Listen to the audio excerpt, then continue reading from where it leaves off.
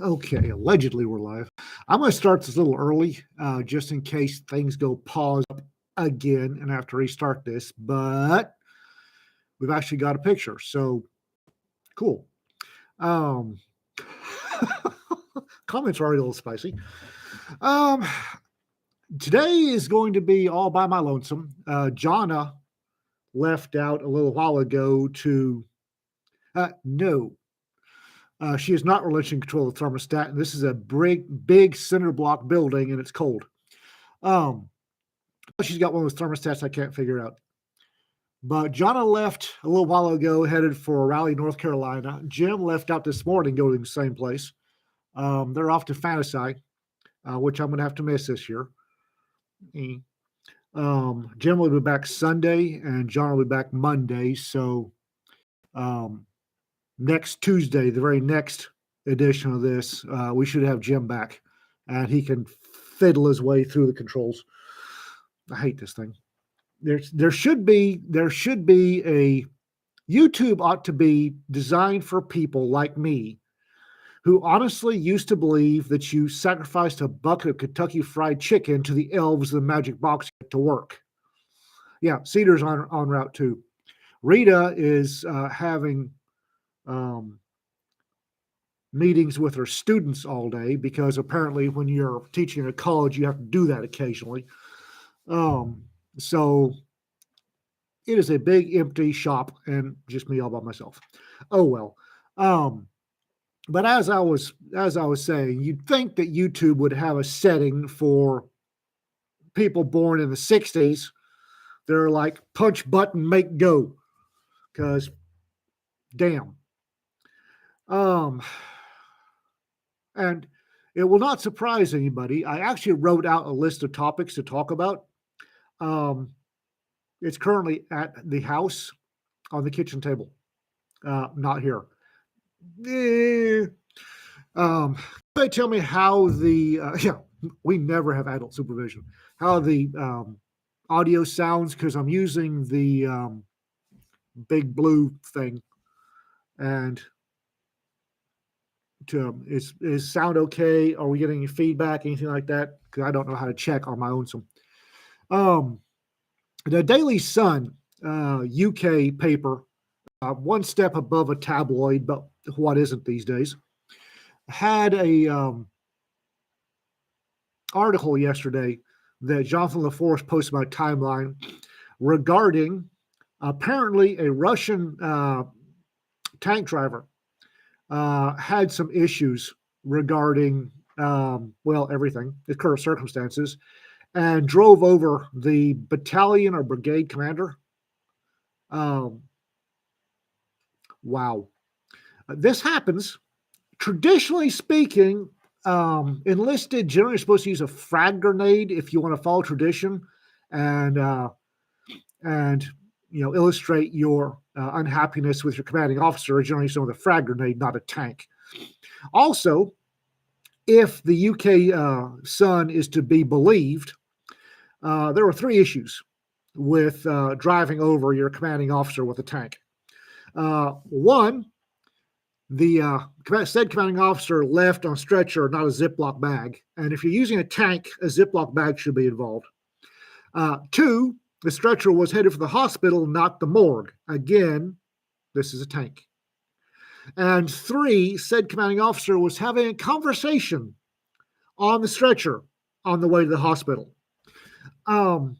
If you're dynamically interfacing with your commanding officer to express your displeasure using a tank, and these three things happen, you do sloppy work and you should be ashamed. You should be ashamed, really. If you're driving over a guy and you hurt his legs, honestly, there's a thing called a pivot steer. For those of you who don't know, pivot steer, sometimes called pivot turn, if you don't know what, is when you throw one side of tracks forward and the other side backwards and you spin in place. And it tends to grind whatever you're on into a fine jelly-like paste.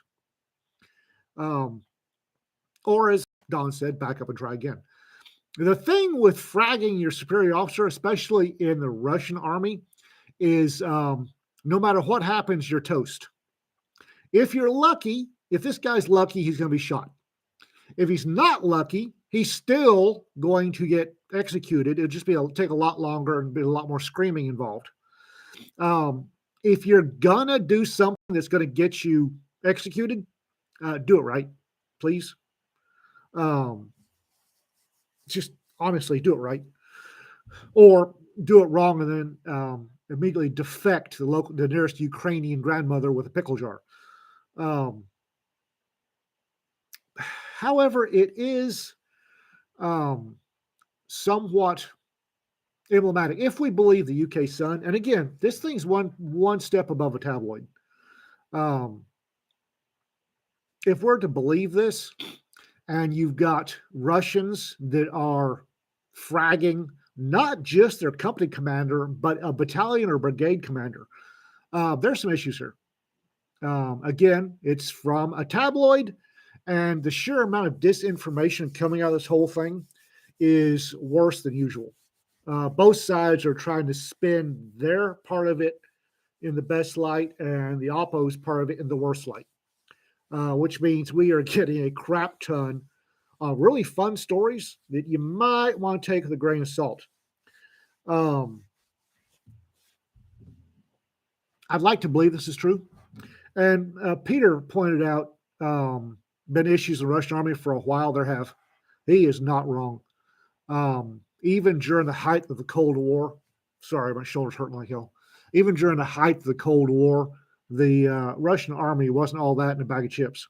They haven't gotten any better. They've had 40 years of being fairly stone broke with a grumpy conscript.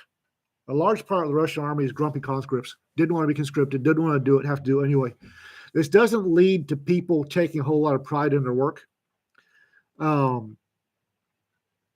So the whole Russian army has never been all that in a bag of chips.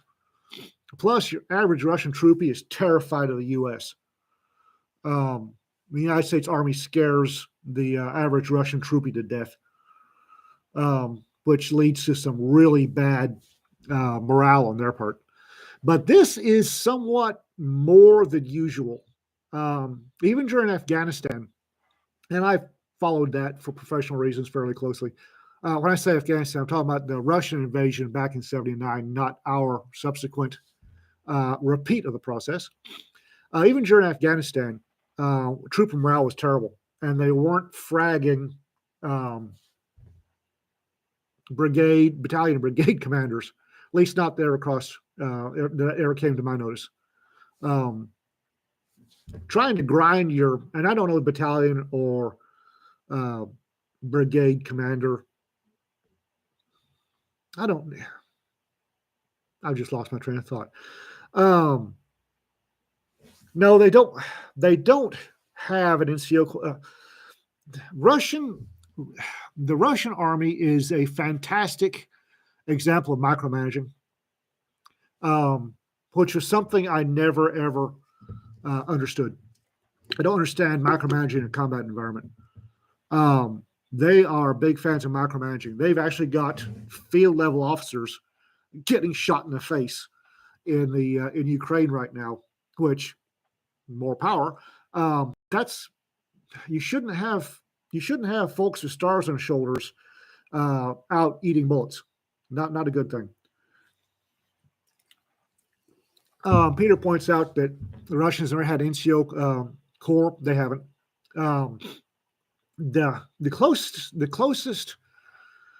NCO corps in the Russian army, and even back in the Soviet army, the closest analog in the U.S. Army would be our specialists, Spec 4, Spec 5, Spec 6, back when we had Spec 5, Spec 6s. They are pretty much subject matter experts on a very small subject. They're not what we consider or what a Western Army would consider to be an NCO. Seriously, living in a hot tub, no kidding. Also, one of the things that's ingrained in the U.S. military which will surprise folks to understand it's not the case in a lot of other militaries, including Western ones, is if the U.S. Army or Marine Corps loses command, generally they if you've got a whole bunch of privates and E4s and no NCOs, no officers telling them what to do, generally speaking, they head towards the sound of gunfire and shoot anybody who doesn't look like them. A lot of other militaries, including the Russian one, and in Europe, if you lose NCO, if you lose command, if no officers, no NCOs, they bunker down, they crawl up, and wait for somebody to come tell them what to do. And the Russians tend to favor that. They tend to knock that into their folks. That if there's nobody to tell you what to do, wait for somebody to come tell you what to do. Where ours is, there's nobody to tell you what to do. You know what to do. Go get it done. Russian NCOs. Yes, I didn't say it didn't exist. Russian NCOs do exist, sergeants on up. However, they are subject matter experts, not leaders. You might find the occasional Russian sergeant who is a leader, but that's the exception that proves the rule. They don't tend to run heavy on leadership training for sergeants. That's something for officers to do. I'm hurting today. Snarky posters. I understand Russian tanks can't pivot steer, which sounds odd to me. Wouldn't surprise me. Sounds really odd to not be able to pivot steer a tank. But it's Russian. I don't know what to tell you. Also in the news, this is something that amused the hell out of me, was a whole bunch of folks that should have known better. There was some prototype that a prototype tank the Russians threw together. And saw the headlines that this T-80 uniform, T-80 Alpha, I forget. This headline was Russian prototype tank destroyed in Ukraine, which sounds really, really good. Until you realize that, if I'm not mistaken, it was a prototype tank that was developed in the early 80s and mothballed because it was a piece of crap. And I'm amused because, one, the headline, the folks that were doing this bit of clickbait were trying to get you to, oh my God, they're throwing their near and best and into the fight. And as what you're a prototype, you think lasts 6 months or so. But the actual story there, from what I read, is even better. Is they're actually having to scrounge up a one-off from 40 years ago. Holy gods, 40 years. From 40 years ago, and throwing that into the fight. That's not nearly as dramatic as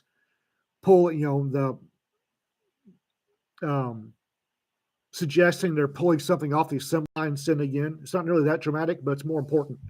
Because if what you've got to throw into fight is something that got mothballed 40 years ago, there's issues.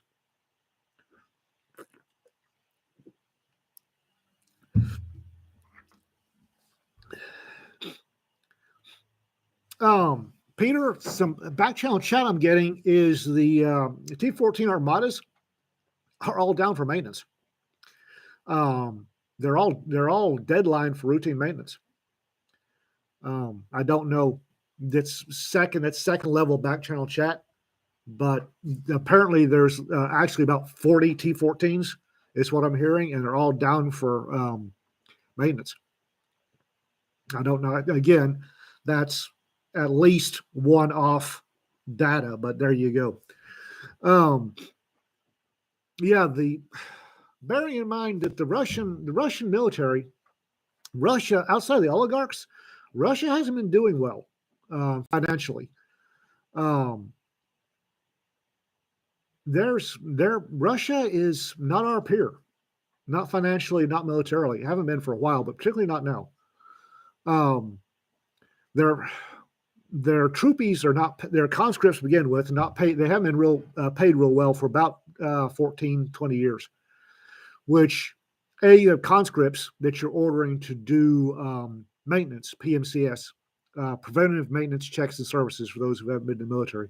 You've got conscripts that you forced into the military doing your PMCS, and they're not real happy about it to begin with, and have a great deal of incentive to fuck it off. And two, you're not paying them real well, which is a double incentive to fuck it off.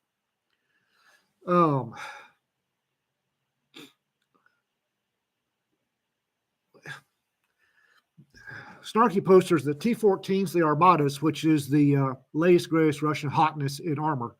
New and expensive, can't afford to lose any. What they're losing over there, they're losing the new and expensive. But like I say, back channel chat is they're all down for maintenance.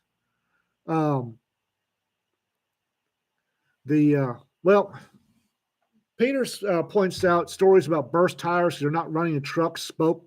Yes.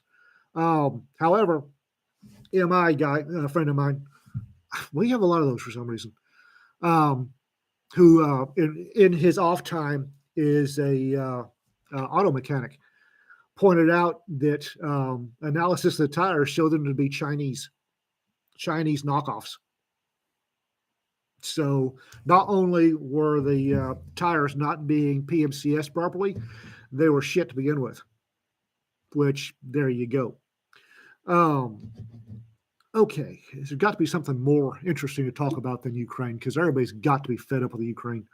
And I'm trying to remember what all the hell I wrote down, which is currently on a 3x5 card on our kitchen table. And I don't know. Yeah, they were best Chinese deals that the Russian military could get because, as I said a little while ago, they're broke. So that's what they could afford was Chinese knockoffs, and not a whole bunch of QC, quality control, in Chinese knockoffs. I'm willing to bet the tires weren't rated for the weight of the trucks or the APCs. Let's see here. Haunted Library Anthology. Apparently come along nicely. Not one of mine. And apparently we're from the swearing I was hearing earlier.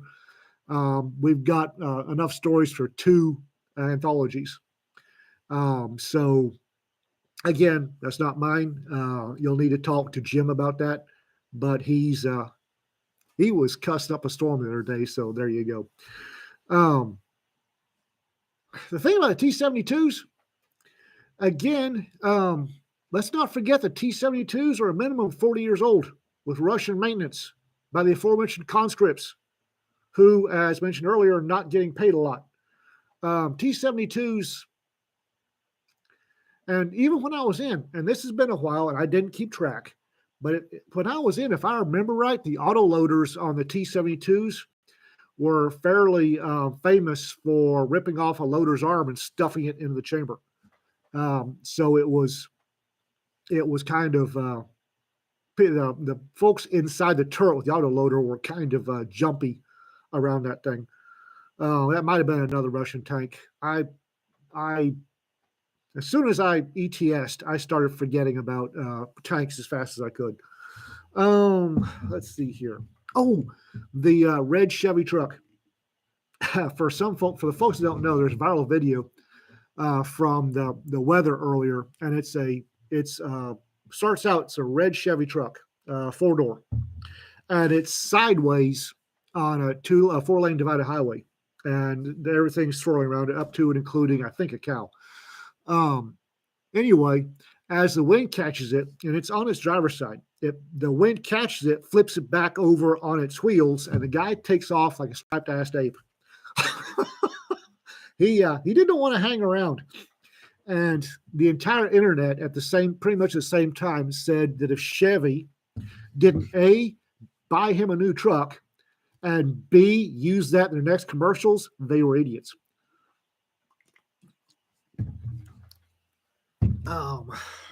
Let's see. Is anything else to talk about? Library Anthology coming along nicely.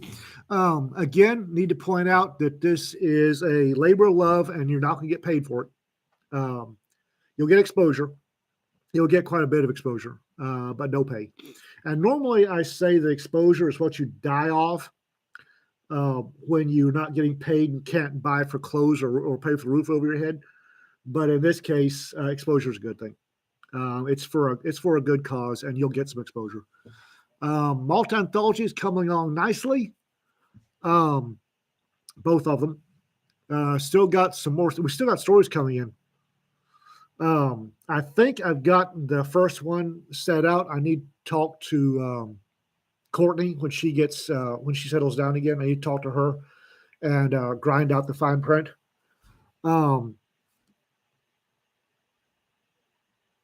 So that one's on time, on target for launching. Scott asked, which truck company was it where one of the trucks was really driven through wildfires intact and saved some people? That would be Toyota. And they made a bunch of money off of that. They sold a lot of money off of that. High power, no. There are 2 high powers currently out there I'm interested in. I have a fondness for high powers, for SLRs, FALs. Also, the Springfield Armory, the SA-35 looks really interesting, but I want it to be out there for a while. I don't want to beta test either the Springfield, the SA-35, or FN's 5th gen high power. I want them to be out there long enough for other folks to find out what's wrong with them, or if there's anything wrong with them before I buy one. But I'm really pleased with the SA-35. It looks like it's going to be a good piece of kit. It really does, and I like the looks of the 5th gen Browning or FN Browning.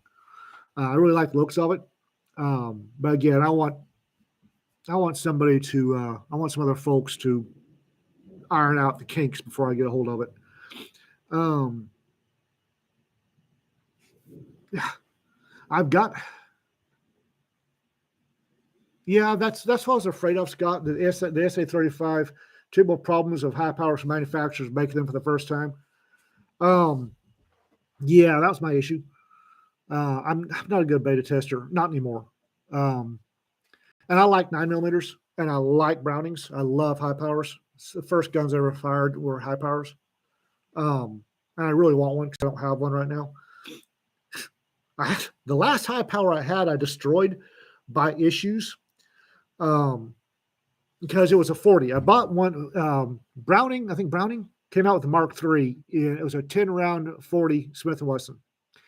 And I was young and stupid and happy and had some money. And I decided that what I wanted was a Browning high-powered 357 SIG. So I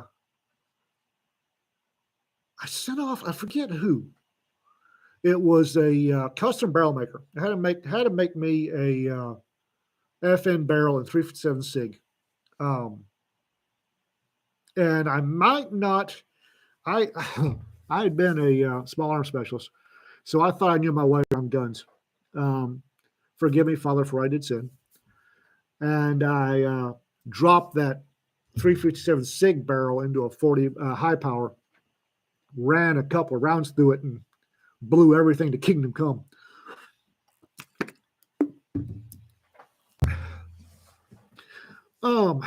Let's see here. Yes, Tam does have nice things to say about the FN, and I really like it. Again, because I'm a little pessimistic, I want somebody else to run it through the ringer before I get a hold of it. Because if I buy a 9mm, I'm going to carry it. That's just the way of it. If I buy a 9mm, it's gonna. I don't safe queen 9mm. If I buy a 9mm, I'm going to carry it.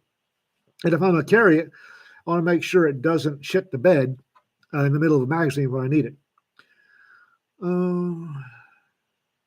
RK is asking, maybe I should back off the weights. Shoulders might be happier. Actually, the weights are the only thing keep my shoulders going right now. My left shoulder has some issues. I caught it I was shutting a warehouse door in Amarillo, bloody huge, out at Asarco. I was shutting a great, huge, swinging vehicle door, and a panhandle gust of wind caught it and slammed it in my shoulder. Tumbled me arse over tin cups. And wound up in the hospital for that for a while. And then after I got my license, I got stupid during a domestic assault, family violence, and I made myself an officer sandwich. No, I got stupid two ways. One, I made myself an officer sandwich, which is slang for the dumbass officer getting between the husband and the wife. You are the sandwich in a violence. You are the meat in a violent sandwich. And I was tooling up to arrest him. I had turned my back on the wife. And my second mistake was never ever arrest anybody in a kitchen. I tried to arrest him in a kitchen, and on X-rays you can still see the marks from the points of the meat tenderizer in this shoulder blade. So this shoulder has multiple issues. Also, when I had my famous wreck back in 2000, I dug 2 poker chip sized chunks of bone out of the ball of the humerus. So there's three things done to the shoulder, which means that I tend to overwork this shoulder. So when this one hurts and I stop using it, I overuse this one, which is why this one's hurting today. The weather's come in, all the broken stuff inside this shoulder has been hurting. So I've been overusing this one, and now it hurts. It happens. What do you think about the SIG 320? I've never gotten my hands on one. I love SIGs, but the last SIG I had was a 239, the single stack 9mm, which I loved and never should have sold. That was a mistake. Was selling at 239. I love SIGs. I haven't got my hands on the modern striker fired ones yet. I'm hoping here in a while that after things settle down in my little world, that I'll be able to get back to coon fingered guns and having a good time. RK says, sounds like a titanium shoulder maybe in the future. Well, we got to work on the titanium hips first. Let's see. What else? Okay. Why does the axe have duct tape on the blade? Because it's actually a stage prop axe and it's wood, and the duct tape is covering a chip where somebody might have gotten a little bit too enthusiastic. Let's see. Yeah. The officers, if I remember correctly, and don't quote me on this, I think that Texas DPS actually went to the SIG P320. They had started out with the, and again, I may be wrong, don't quote me on this. I think they'd started out with the Smith & Wesson M&P and transferred to SIG P320 and are really happy with it. But they've been carrying SIGs for a while. When I first got on, the issue sidearm for Texas DPS was a SIG P220 in 45 with a 226 in 9mm as a allowable substitute. And then they all went to the 357. Texas DPS was the largest user of the 357 SIG for the longest time. They had them in their 226s and 229s. Let's see. The 225 was a nice piece of kit. A little large. The 239 was a much more sleek, much more carryable pistol. So, of course, much like everything else in my life, when I found out how good it was, I should have gone out and bought some extras. This T-shirt is a classic example. Yes, I did see the jokes earlier. This is a T-shirt with a hood on it and the kangaroo pocket. Hanes made them for about a year, and it's lightweight T-shirt material. So during this time of the year, when it's in the 30s in the morning and the 80s by 3 o'clock, this is a damn nice piece of kit. It's lightweight T-shirt material, keeps you warm. Gets warm, you can run the sleeves back. It's good. The kangaroo pocket, well, pockets are always good. And if you happen to be carrying stuff on your belt line around front, the kangaroo pocket tends to hide any sins you might be hiding on your belt. Great piece of kit. Bought 2 of them, fell in love with them. Should have gotten out and bought every one they had on the shelf. I didn't, and now they don't make them anymore, of course. $239, love the $239. Don't make it anymore. It's a litany of it's, if I like it, you might as well buy a crap ton of it, because as soon as the manufacturer finds out I like it, they'll never make any more of it.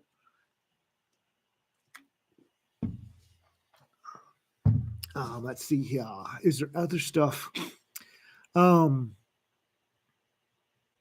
sure there's other stuff I could talk about. I had an entire 3x5 card filled out of stuff to talk about, and I can't remember any of it. 1911s are good. Like 1911s. Dan Wesson. When Dan Wesson first got in the 1911 game, when they got in the 9mm 1911 game, I had a couple of those. Loved those. Loved them. Again, don't have them. Let's see. There's got to be stuff I can talk about. What can I talk about? Oh. All right, guys. Suggest something for me to talk about. Yeah, Dan Wesson. The Dan Wesson 9mm 1911s are really nice pieces of kit. Every bit as good as the Bill Wilson's, and a lot less expensive. Foul every time. Foul over G3. Foul every time. SLR every time. Don't get me wrong. G3 is a good piece of kit. It's complex. It's very, very German, which means it's complex, delicate, and cranky. Despite what people will say, the SLR, the FAL is a really tough piece of kit. The folks will bitch that the FAL is more delicate than the AK-47. They're right up there neck and neck. I've seen conscripts. I've seen tribal conscripts with FALs, make them do work with them, upright, left, right. There you go. Is a Bradley a better BMP? Is an apple a better orange? For me, the Bradley, and I'm coming at this from an extremely biased point of view. For me, the Bradley was a crap troop carrier and a much better scout vehicle. Remembering that remember what the cavalry scouts were actually meant to do back in the height of the Cold War, and this is something that used to freak the brand new 19 Deltas. It's when you tell them that their only job was to be a speed bump for Soviet T-72s to slow them down long enough for the Bradley crews to wake up, fire up their Bradleys, get into fight. They were supposed to just slow everything down. So the M3 Bradley was a great way to slow down rampaging Russian tank battalion. And they were really good at sneaking fairly close to bad guys and then dumping the 2 scouts out to get even closer. And then having enough ass that if there was a problem to be able to fight enough to recover your scouts and haul butt. Decent armor, good speed, and a really heavy weapons loadout, which is not what you want for BMP. BMP is supposed to be a troop carrier. It's supposed to carry troops to combat. Carrying troops to combat, you need to carry more than 4. I realize that the M2 Bradley is supposed to have 6 in the back. You had 4 in the back, with all of the pogey bait and the and everything else. You usually got about 4, maybe 6 if you had a couple of skinny guys. But with 120-pound backpacks and everything that the Bradley crew required, you got 4 in the back. With the M2, with the M3, you had all the pogey bait. You had all the extra ammo, extra rockets or missiles, rockets. Extra good stuff. Your 2 scouts still fit back there, so there's really not a good comparison between the Bradley M2, M3, and the BMP. Let's see.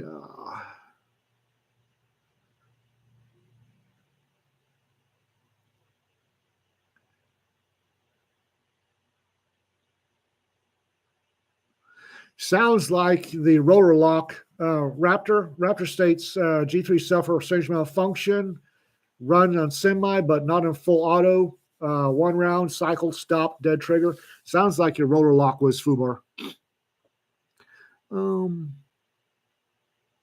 Oh, yes, that was actually on 3x5 card. Star Trek Discovery apparently had Stacey Abrams do a guest star. For those of you who don't know, Stacey Abrams is a Georgia politician running for some seat. I forget if it was Senate or House. Don't know, don't care.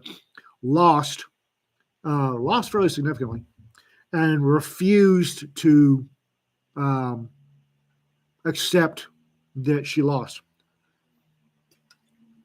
Anyway, Star Trek Discovery had her on as a walk-on character playing the president of Earth, or the Federation. I forget what. I didn't see it. Don't care. Governor, something. Georgia. I can barely keep up with Texas politics. Georgia.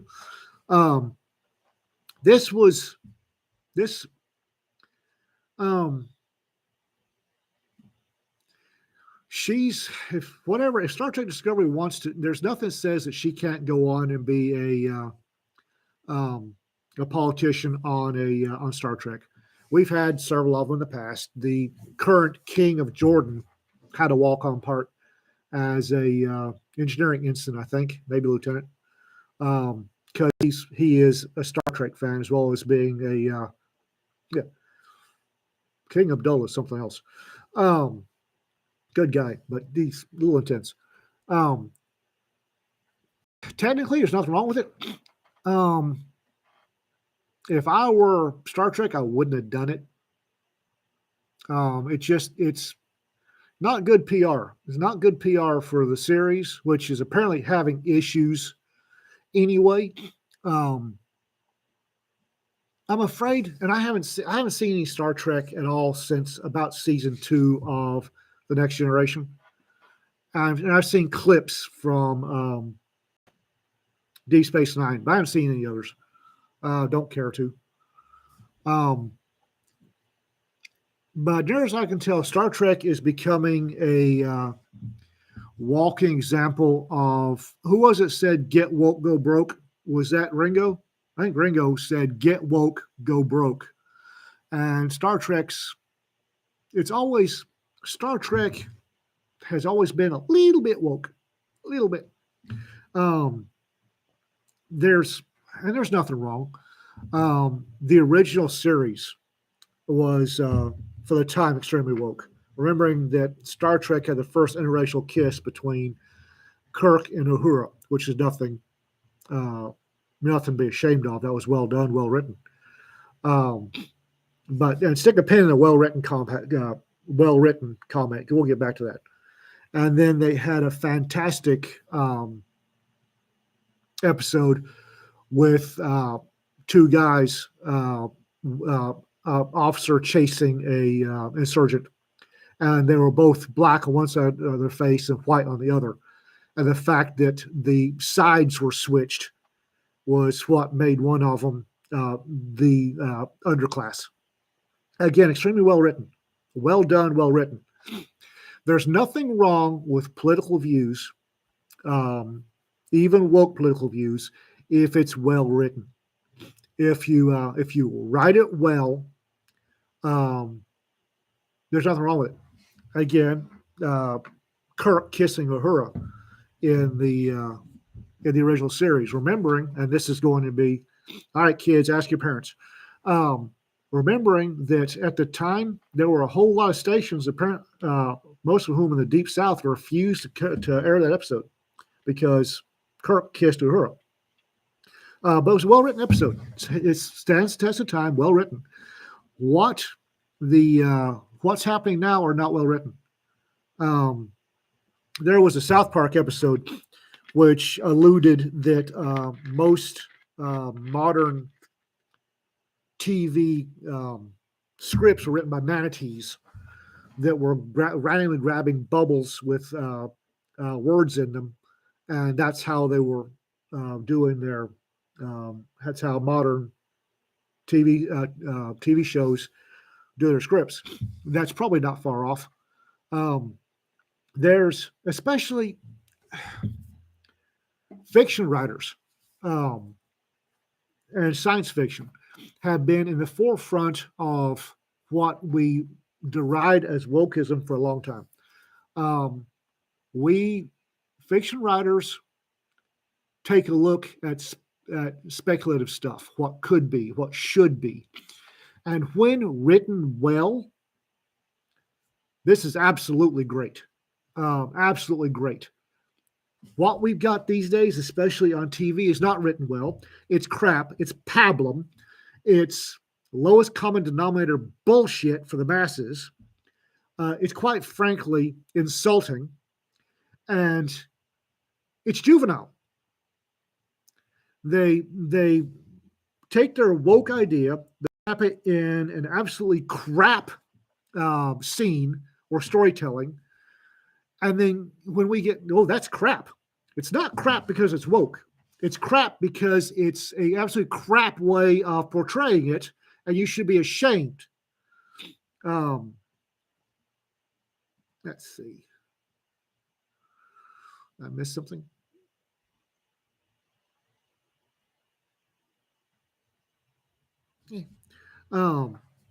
Yeah, like I said, there's folks that get upset about politics in speculative fiction. It's always been that way, all the way back to Frankenstein. If you don't think there was politics in Frankenstein, I got news for you. It's just you can take politics, and if you wrap a lovingly well-written, well-crafted story around it, it's fantastic. If you take politics and you slap some horse shit on it and you shove it down people's throats, don't get upset when they get pissy about it.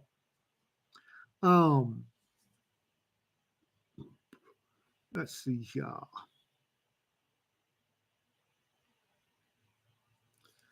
I'm not going to follow comments. Let's see. Is there anything else?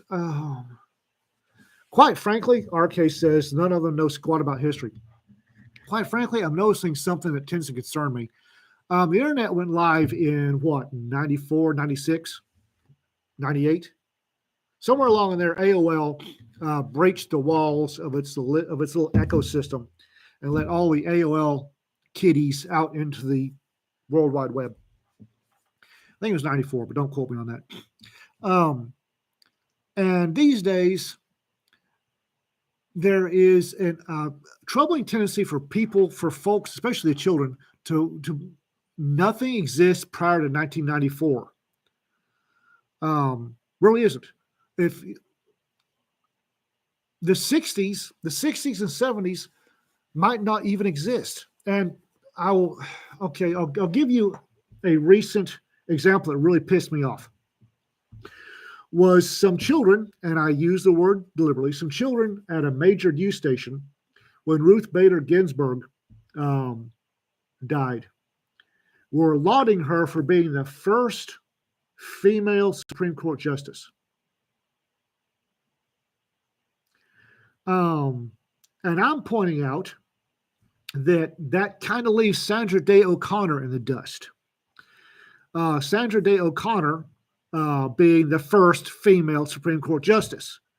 But she retired prior to the children, and Ruth Bader Ginsburg is the only one, was the earliest one they remember. So in their tiny little one-cell minds, one neuron minds, Ruth Bader Ginsburg had to be the first ever Supreme Court justice. You can't do research? Apparently, folks, the children that run the major news stations and the major media don't go any further than clickbait sites to get their historical data. And these are the same clickbait sites that will tell you with a straight face that the word shit is an acronym for ship, high, and transport, or that the word fuck is an acronym for fornication under consent of king. I've had people tell me with a straight face that's what those are. No, they're not. And 30 seconds of a Google search, even a crap search engine like Google, will tell you that's not what they are. Google are these crack clickbait sites that are one nebulous fact and 40 ads and another nebulous fact and 40 more ads, are not research. Bloody hell. Jesus wept. Ruth Bader Ginsburg was ground setting first ever female Supreme Court justice. No, she wasn't. No, she wasn't. Okay. Okay. That's one of the things that pisses me off is people that are one of the things. There are a lot of things that piss me off. One of the things that really pisses me off is knowing stupidity. It's just being dumb and proud of it is nothing to be proud of. And being lazy and dumb, like I said, these clickbait sites or memes. Who the hell gets their data for a mainstream media production from a fucking meme? Seriously, who gets their goddamn data from a goddamn meme to run in front of 40 million people in the evening news? Who thought this was a good idea? Seriously. And it happens all the time. Does anybody remember? There was Air Korea Airline or something, had an issue. I forget what. I think they wound up in a river, but don't quote me on that. And the whoever was doing research grabbed a meme and took the data from this meme. And CNN had to retract the names of the crew that some jackass got off an internet meme. I remember it was had CNN ran the captain, Sum Ting Wong, because some probably unpaid intern, but that doesn't excuse the stupidity. I understand unpaid interns. I've dealt with unpaid interns a lot. You voluntarily accept the unpaid intern position. You walk into it with your eyes open. You're not being paid. You might, if you do a good job, be offered a job, but it's not a certain thing. If you knowingly accept a position, take pride in it and do the work properly.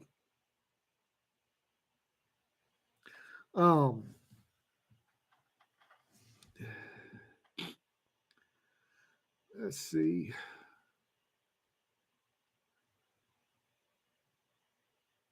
Yeah.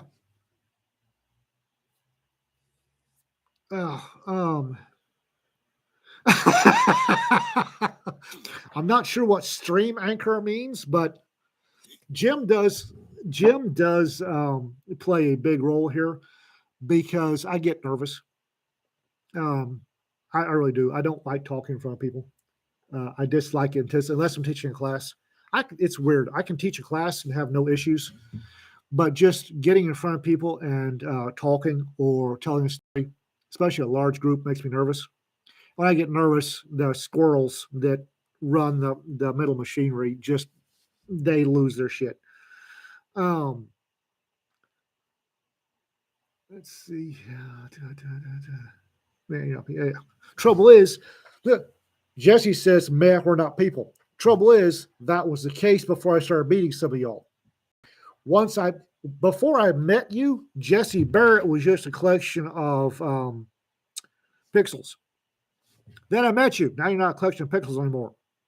I've met quite a few of you on here. and you're not pixels anymore, you're people, and I'm having to talk to you, and it's really squirrels. My squirrels have fucked off to Buffalo right now. Let's see here. Is there any upcoming news? TollCon is, yes, Dawn, I did meet you a long time before you started this, but prior to that, you were just pixels commenting on my blog, and you weren't a person. Then I met you, and you became a person. So, we're going in the convention season. We've got a little private con here in Ichipaw coming up in 2 weeks. At the end of April, beginning of May, we've got TollCon. I hope I'll see quite a few of y'all at TollCon. The North Texas Trollmakers, I'm sorry to say, have apparently taken over TollCon. For good or evil, it depends on how you take it. And I think it's going to be a blast of a time. I really do. It's going to be a really good time. After TollCon is LibertyCon. Your TollCon T-minus 35 days.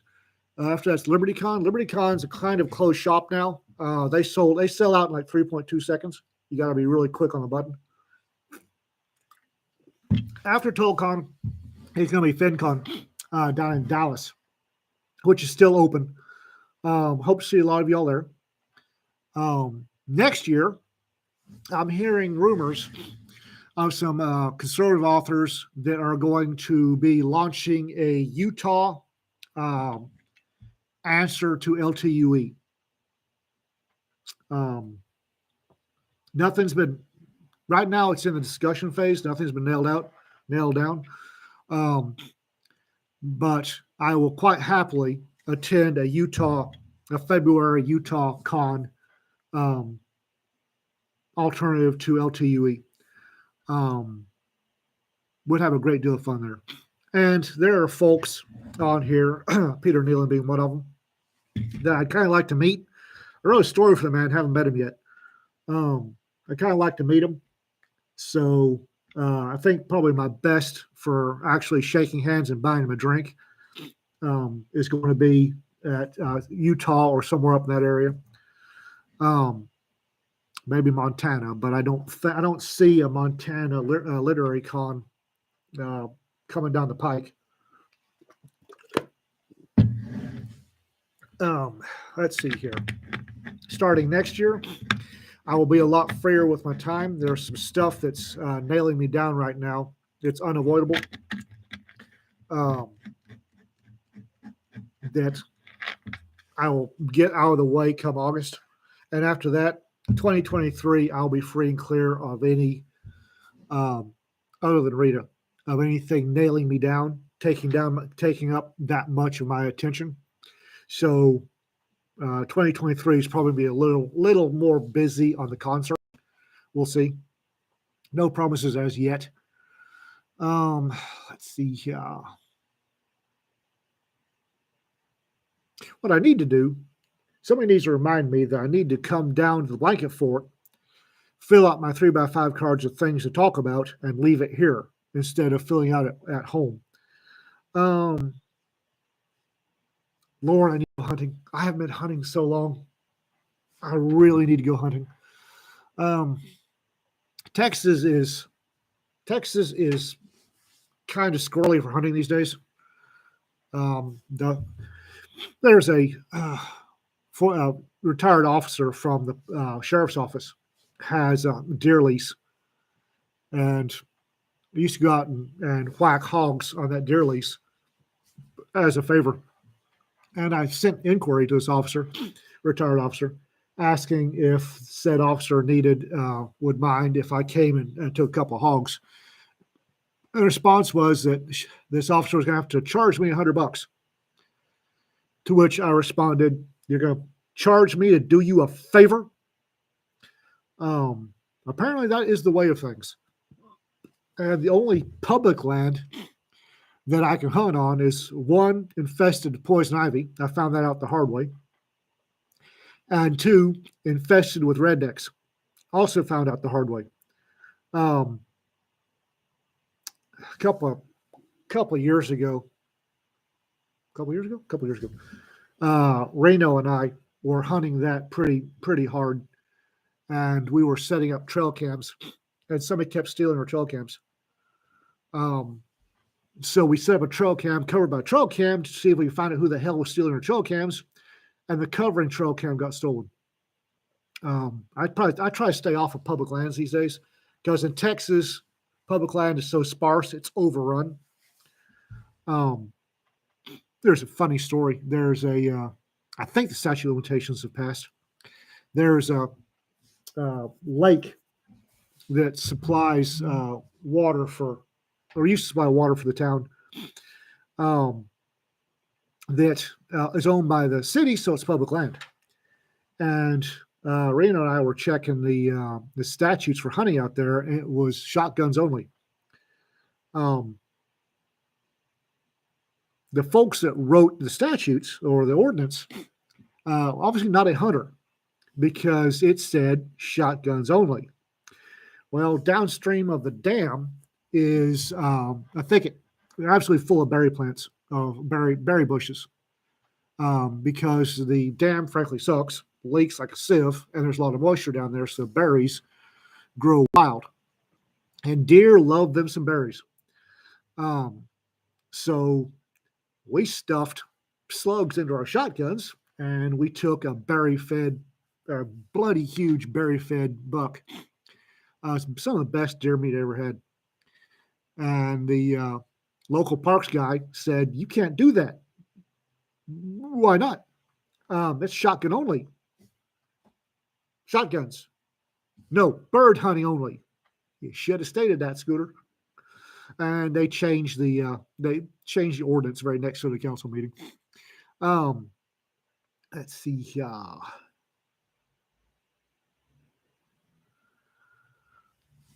The public land is actually. I sent speaking of the hunting anthology, I sent a story to Cedar regarding dove hunting on public land, and what bad idea that was, which will be in the hunting anthology if y'all are interested in it. Let's see here. What else we got? Hunting, got covered hunting, covered guns, covered Ukraine. Oh, on Ukraine. I had one. I've stated from the get-go, I support Ukraine in this. Apparently there's an anonymous somebody on my blog who apparently doesn't follow me on Facebook because on Facebook, I've gotten into some pretty significant debates with various famous people regarding my support for Ukraine. But, all said and done, Ukraine got invaded by somebody. That makes the invaders the bad guys. Sorry, that's the way of it. I support the Ukrainians. I've also said from the get-go that absent a miracle, the Russians are going to win this because I saw it in Africa. The Russians are more than happy to throw their soldiers into the meat grinder until they cover the defenders they'll just weigh them down with dead people. That's the Russian way of things. And the Russians have a lot more people to throw at Ukraine than Ukraine has to stand against them. So absent a miracle, Russia's probably going to win.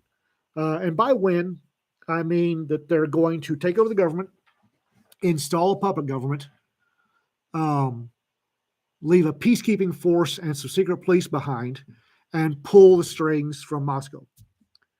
I've also said that as soon as they leave out, there's going to be an insurgency that's going to go down in the history books. It's going to make the Afghan insurgency both modern times look like a picnic. The Ukrainian insurgency for the Russian occupation is going to be brutal. They're going to woo. RK says Russian way of things didn't work in Afghanistan. It worked for 10 years. They didn't retreat to 89. They invaded in 79. So it worked for 10 years. But the Ukrainian insurgency is going to be a thing of beauty and one for the history books. It's going to be, oh God, I'm glad I'm not a Russian trooper. However, the longer the Russians take, the more chance that miracle, the greater a chance that miracle is coming along. Russians are taking too long.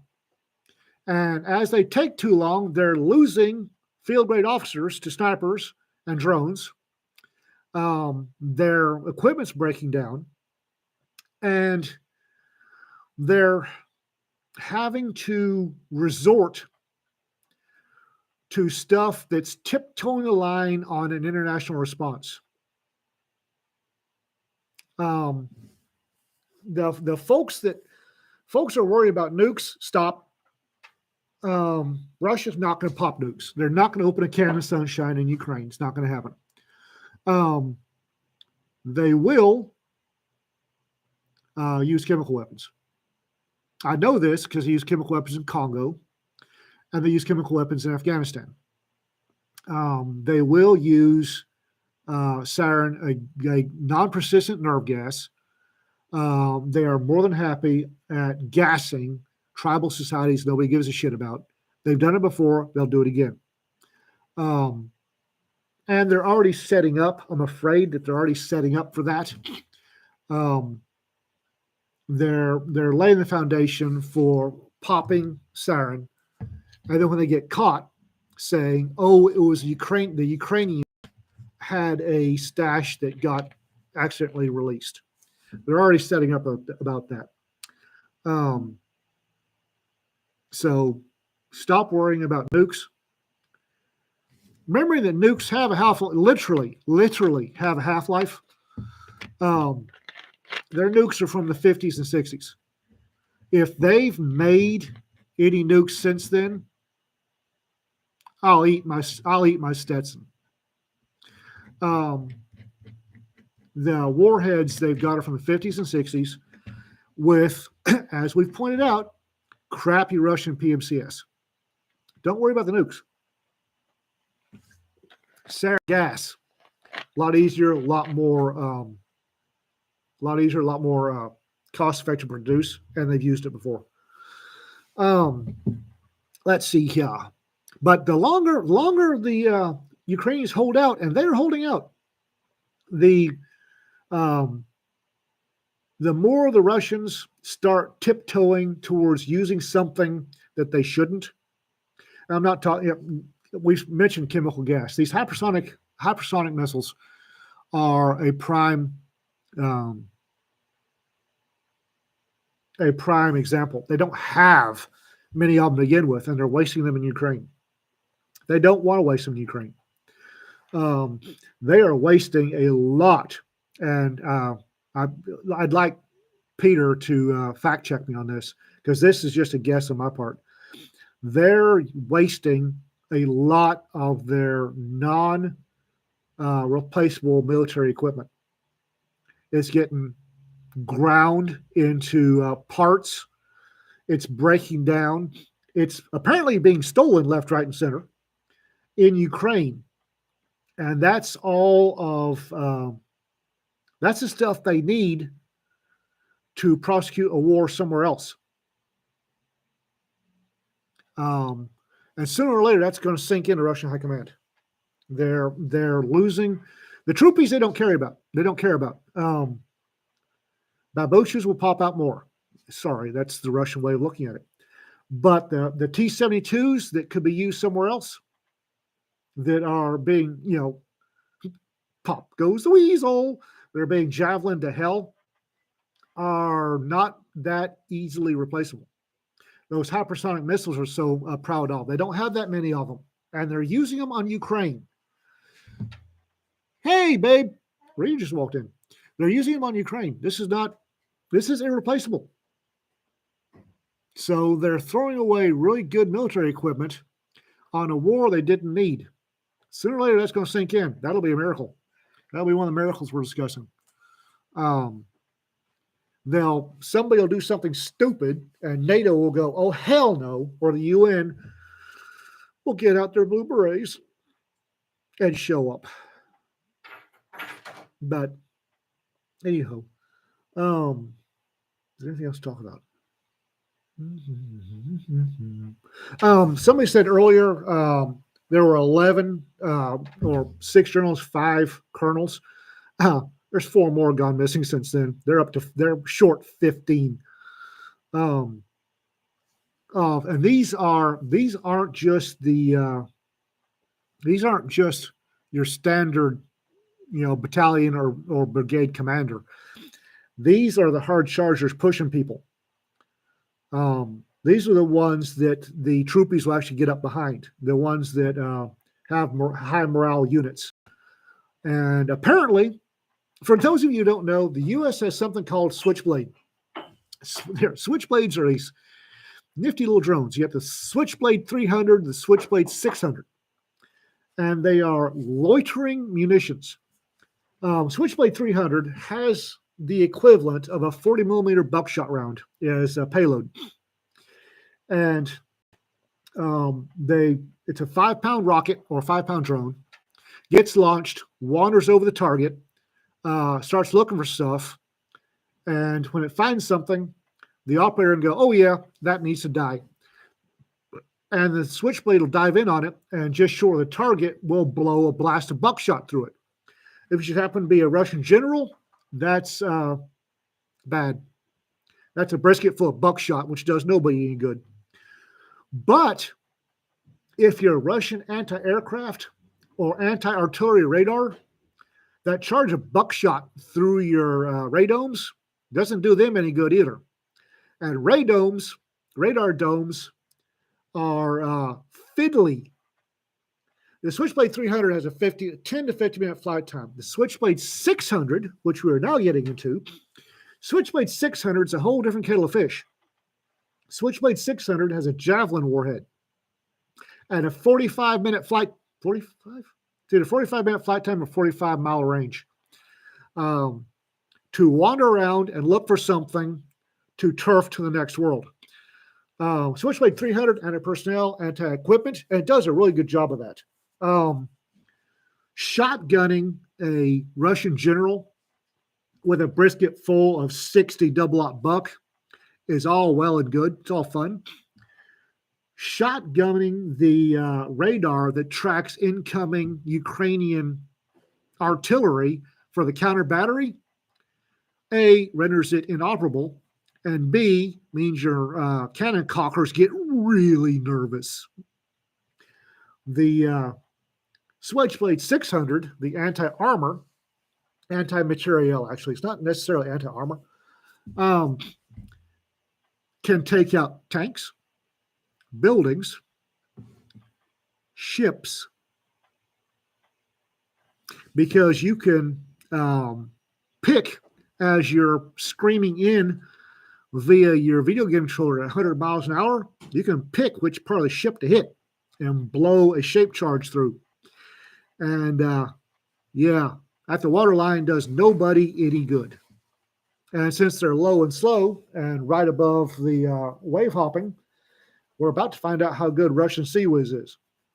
I think that the U.S. sent Switchblade 300s over there as part. I think they sent 100 of them. Don't quote me on that. But the Switchblade 600s are on the way, and the Turkish anti-armor, which basically it drops a mortar on armor, is doing a lot of mortar shell and armor. Is doing a lot of really good work over there. Really a lot of good work. The Switchblade 600s haven't arrived yet.